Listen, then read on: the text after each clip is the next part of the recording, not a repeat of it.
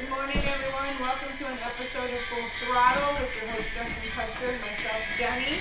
Today we will be talking to you about the Federated Auto Part 400. Before we turn this over to your host, Justin Putzer, I hope everyone got a chance to head out to the Boone Speedway and watch the Super Nationals and enjoy them. Before I turn this over, we will be interviewing some people here that got the chance to get involved with the Nationals there in Boone. Justin, before we go, are you ready, Justin?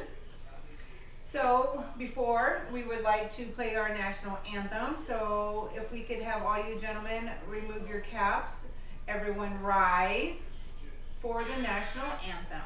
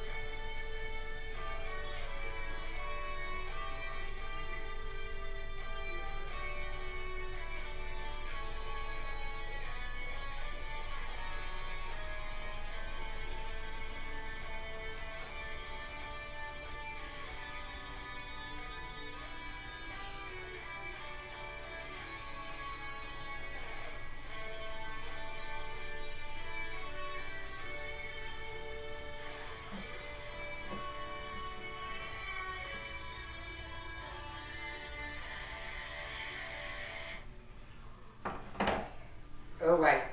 Um, First of all, Jane, um, this race crack. I don't think we ever had a conversation about what this race crack is like. What racetrack? The Richmond Indianapolis raceway. Oh, no. Um, were you aware that the Irish Speedway is made identical to this race? No, I did not know that. Most people probably don't know that. But overall, you know, I don't know what NASCAR is thinking. Overall, I guess this race overall was kind of wishy-washy. There wasn't too much drama. There wasn't too much of entertainment. Yeah, you had your stage cautions, which means at a certain lap, they say stage is over and they throw a green light, checkered flag 2 times. Well, you only had those 2 cautions plus the competition caution that they've been doing for the evil word that we're not allowed to say here on YouTube. So those were the only 3 cautions of the race. That being said, I've heard people say that NASCAR claimed that they were going to do a better job of not get Ronson throwing a caution for any particular reason. Because sometimes in the past they have thrown a caution and fans like myself and probably you, Kenny, if you would watch back in the day, you probably be like, there's no issue on the clock, there's no referee. So NASCAR had made a path to make sure they're not throwing any unnecessary yellows, and that proved this weekend as they did not throw too many yellows. So not too many unnecessary yellow flags were thrown this weekend. Yeah, like Okay. none at all. I mean, Oh, there's no yellow flags this Saturday's race? no, Oh, okay. as far as, for incident or debris. Okay. Now, I tell you what, that being said, there was some good side-by-side racing. Don't get me wrong.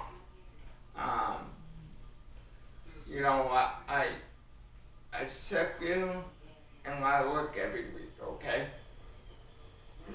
Dad and I were having a conversation earlier um, when we were out in the hot tub during the race. And the conversation was this.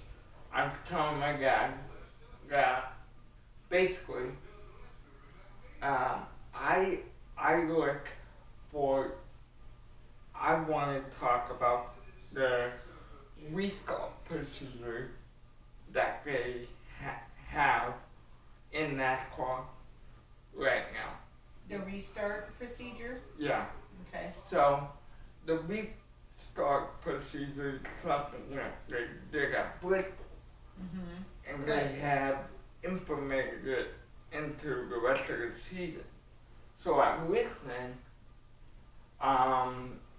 the box, the box for them to pick what line they want the restart on, it's very, very hard to judge because to the best of my knowledge, you cannot hit the painted box on the racetrack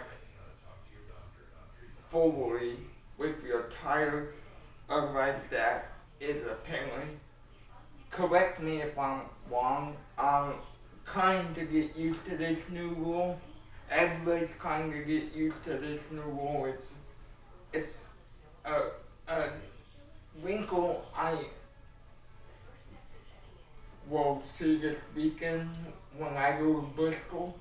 So hopefully I'll end up understanding it more this weekend. Yeah. My understanding is on the start, don't they have to stay lined up? One can't get in front of the other. They have to stay lined up too. Once they go? You bring that up. We haven't discussed any restart. So, it's double file at all racetracks, including Richmond. But they told me in Talladega they don't get a pick Okay. what line they restart.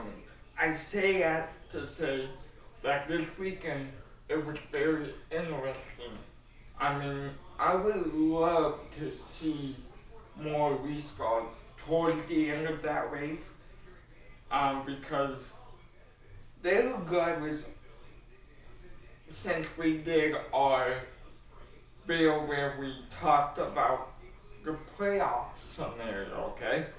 They were glad was in the playoffs that I would have thought by this time we wouldn't be talking about them because they've been known to make the playoffs, but they haven't been known to really do anything after making the playoffs. Yeah, but I say that to say, the the free car this weekend, another fast car in Richmond, this weekend for him, backed up, had another good one.